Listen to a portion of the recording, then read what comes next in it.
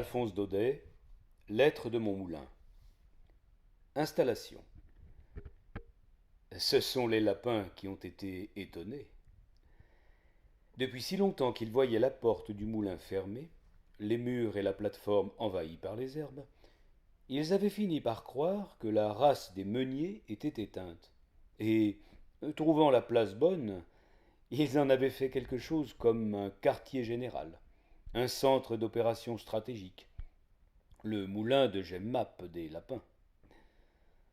La nuit de mon arrivée, il y en avait bien, sans mentir, une vingtaine assis en rond sur la plateforme, en train de se chauffer les pattes à un rayon de lune. Le temps d'entr'ouvrir une lucarne, frut, voilà le bivouac en déroute, et tous ces petits derrières blancs qui détalent, la queue en l'air, dans le fourré. J'espère bien qu'ils reviendront.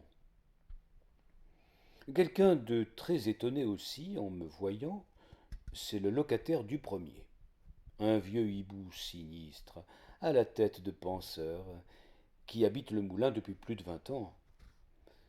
Je l'ai trouvé dans la chambre du haut, immobile et droit sur l'arbre de couche, au milieu des plâtras, des tuiles tombées. Il m'a regardé un moment avec son œil rond, puis, tout effaré de ne pas me reconnaître, il s'est mis à faire hou, hou, et à secouer péniblement ses ailes grises de poussière. Ces diables de penseurs, ça ne se brosse jamais. N'importe, tel qu'il est, avec ses yeux clignotants et sa mine renfrognée, ce locataire silencieux me plaît encore mieux qu'un autre, et je me suis empressé de lui renouveler son bail. Il garde, comme dans le passé, tout le haut du moulin, par une entrée par le toit. Moi, je me réserve la pièce du bas, une petite pièce blanchie à la chaux, basse et voûtée comme un réfectoire de couvent. C'est de là que je vous écris, ma porte grande ouverte, au bon soleil. Un joli bois de pin, tout étincelant de lumière, dégringole devant moi jusqu'au bas de la côte. À l'horizon, les Alpilles découpent leurs crêtes fines. Pas de bruit. À peine, de loin en loin, en son de filtre, un courlis dans les lavandes, un grelot de mule sur la route. Tout ce beau paysage provençal ne vit que par la lumière. Et maintenant, comment voulez-vous que je le regrette, votre Paris bruyant et noir? Je suis si bien dans mon moulin. C'est si bien le coin que je cherchais, un petit coin parfumé et chaud, à 1000 lieues des journaux, des fiacres, du brouillard. Et que de jolies choses autour de moi. Il y a à peine 8 jours que je suis installé. J'ai déjà la tête bourrée d'impressions et de souvenirs.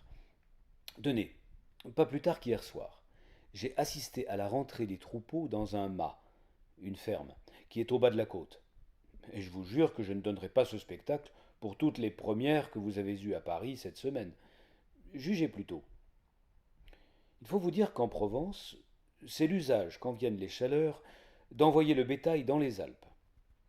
Bêtes et gens passent 5 ou 6 mois là-haut, logés à la belle étoile, dans l'herbe jusqu'au ventre, puis, au premier frisson de l'automne, on redescend au mât, et l'on revient brouter bourgeoisement les petites collines grises que parfume le romarin. Donc hier soir, les troupeaux rentraient. Depuis le matin, le portail attendait, ouvert à 2 battants. Les bergeries étaient pleines de paille fraîche. D'heure en heure, on se disait maintenant ils sont à Eyguerre, maintenant au Paradou. Et puis tout à coup, vers le soir, un grand cri les voilà!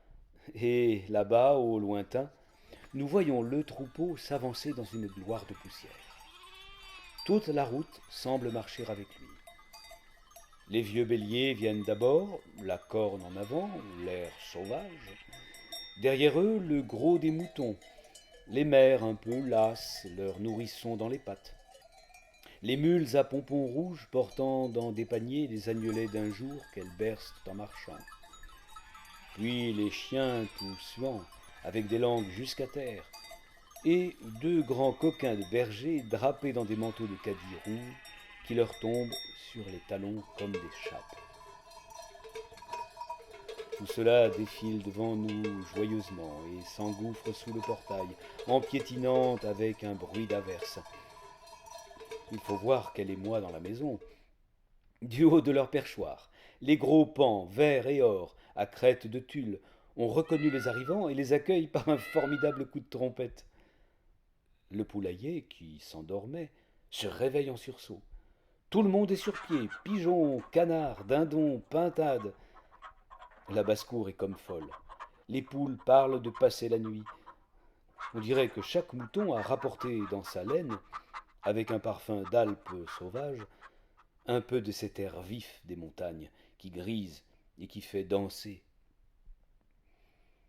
C'est au milieu de tout ce train que le troupeau gagne son gîte.